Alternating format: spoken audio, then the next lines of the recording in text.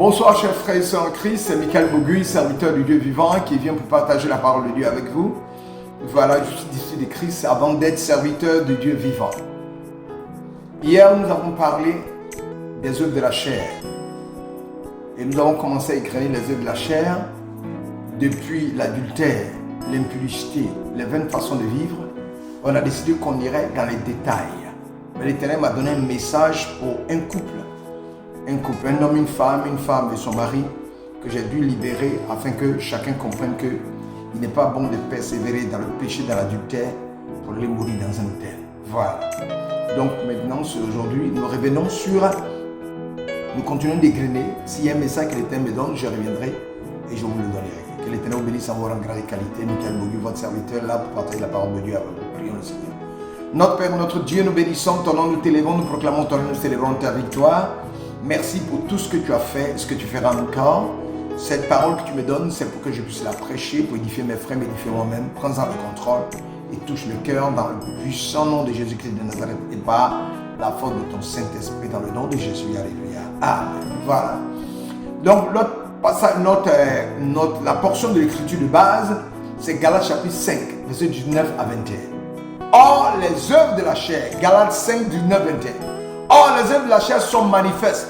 Ce sont l'impudicité, l'impureté, la dissolution, l'idolâtrie, la magie, les inimitiés, les querelles, les jalousies, les animosités, les disputes, les divisions, les sectes, l'envie, l'ivrognerie, les excès de table, les choses semblables.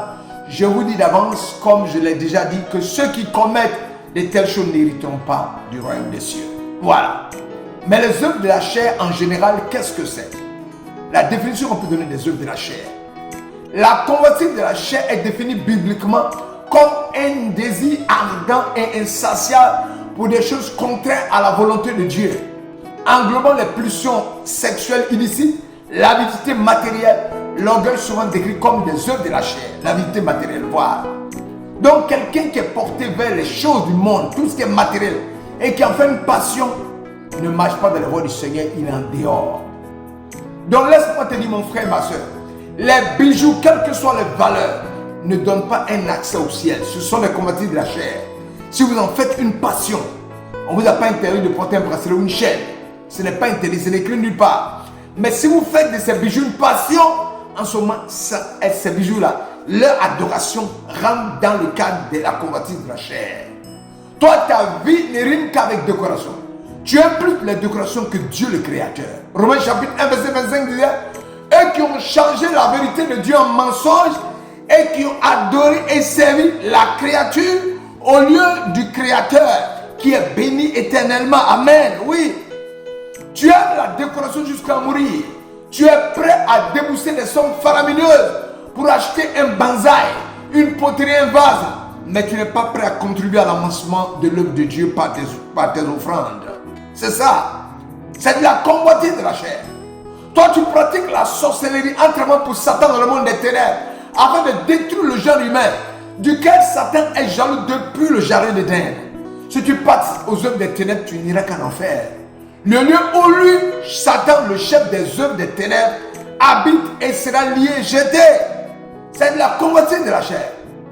Tu es rempli de haine, d'inimitié, qui sont des hostilités, une position profonde, souvent une opposition profonde, souvent durable, qui s'oppose à la volonté de Dieu, qui demande qu'on aime son prochain. Mais toi, tu as de la haine pour ton prochain. Tu as des rancœurs. Elles remplissent ton cœur. De ta bouche de sorte qu'est-ce qui est mauvais. Tu as des rancœurs vis-à-vis de ton frère, vis-à-vis de ta soeur. Tu es forcément jaloux du bonheur des autres. Tu veux être devant et pouvoir écraser les autres.